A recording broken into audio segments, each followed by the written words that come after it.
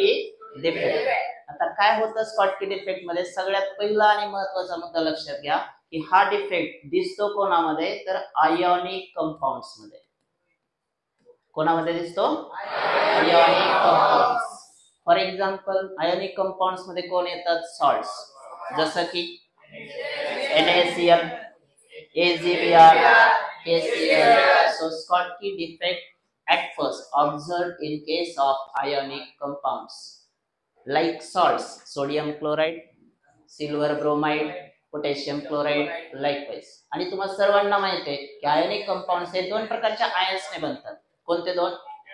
कॅटायन्स and ऍनायन्स. कॅटायन्स वरती charge कुठला असतो मित्रांनो? Positive charge. सो तुम्ही बघू शकता कॅटायन्स आहे तिथे सगळे.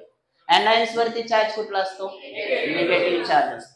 पण तुम्ही पाहू शकता इथं देअर इज वॅकन्सी क्रिएटेड. मित्रांनो पहा, ज्यावेळी आपण पाहतोय डिफेक्ट कसा तयार व्हायलाय, तर प्लस नंतर काय आला पाहिजे? मायनस. कॅटायन नंतर ऍनायन, ऍनायन नंतर परत कॅटायन, कॅटायन नंतर कोण यायला पाहिजे होता?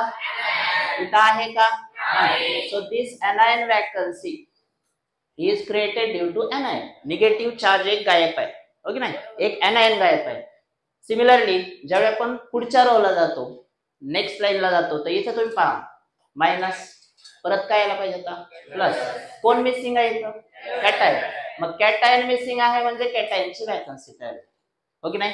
आता बाकी सगळ्या ठिकाणी पार्टिकल्स आहेत, म्हणजे दिलेल्या क्रिस्टल लॅटिस मध्ये दोन पार्टिकल्स, दोन आयन्स गायब आहेत. वरच्या रो मधून कोण गायब आहे? Anion.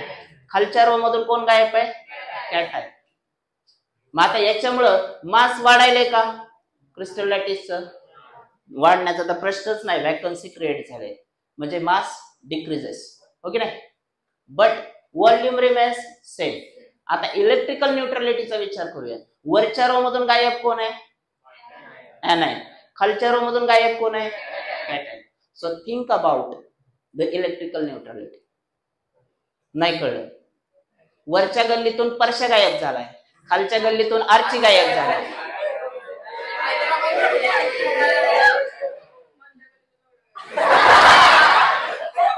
So one of the anion is missing, one of the cation is missing.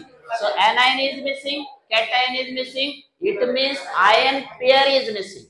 एकाच वेळी दोन कॅटायन गायब नाही, दोन anion देखील गायब नाही, म्हणजे एक कॅटायन गायब आहे, एक anion गायब आहे, म्हणजे एक आयन पेअर गायब आहे. याचा अर्थ इलेक्ट्रिकल न्यूट्रलिटी वरती काहीही परिणाम होणार नाही.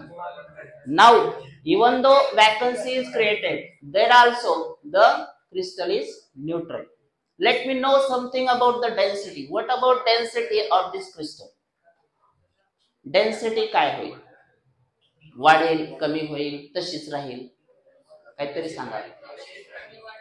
कॅटायन आयन गायब होत आहेत म्हणजे बॉस मास कमी होत आहे, म्हणजे डेन्सिटी कमी होणार आहे, परंतु व्हॉल्यूम तिथंच आहे. ओके. इलेक्ट्रिकल न्यूट्रलिटी मात्र काय राहील? सेम राहील.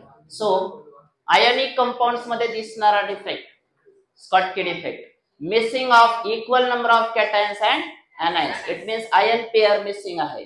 Density decreases.